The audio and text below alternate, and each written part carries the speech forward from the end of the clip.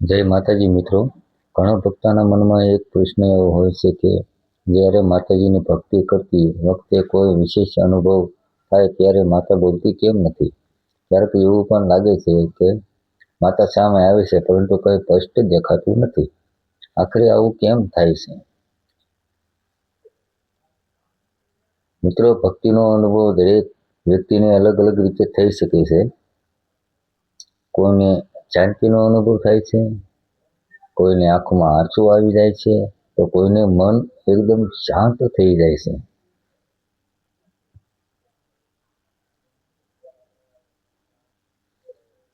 તો કોઈને માત્ર માતાજીની હાજરીનો અહેસાસ થાય છે।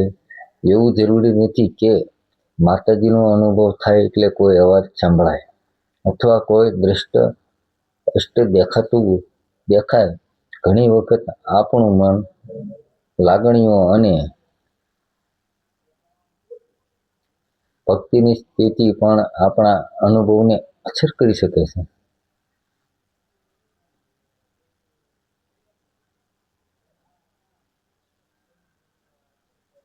જો તમે માતાજીની ભક્તિ કરતી વખતે કંઈક દેખાતું ન હોય કે કોઈ અવાજ સંભળાતો ન હોય તો તેનો અર્થ એ નથી કે તમારી ભક્તિ ઓછી છે। સાચી ભક્તિમાં શ્રદ્ધા, સારા કર્મ અને નિષ્ઠા સૌથી મહત્વની વાત।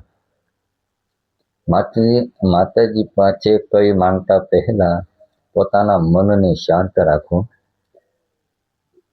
દીવો કરો, માતાજીનું સ્મરણ કરો અને પ્રેમથી પ્રાર્થના કરો કે હે માતાજી, મને સાચો રસ્તો બતાવજો, મારા પરિવાર પર તમારી કૃપા રાખજો। મિત્રો, ભક્તિમાં અનુભવ મેળવવાની ઉતાવળ ન કરવી જોઈએ। કોઈને તરત અનુભવ થાય છે તો કોઈને લાંબા સમય પછી થાય છે। બંને સ્વાભાવિક જ છે।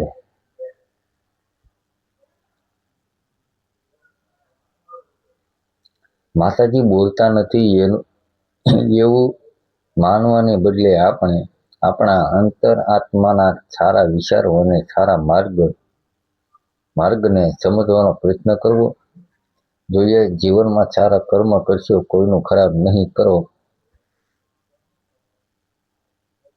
અને માતાજી પર શ્રદ્ધા રાખશો તો મનને ચોક્કસ શાંતિ મળે છે।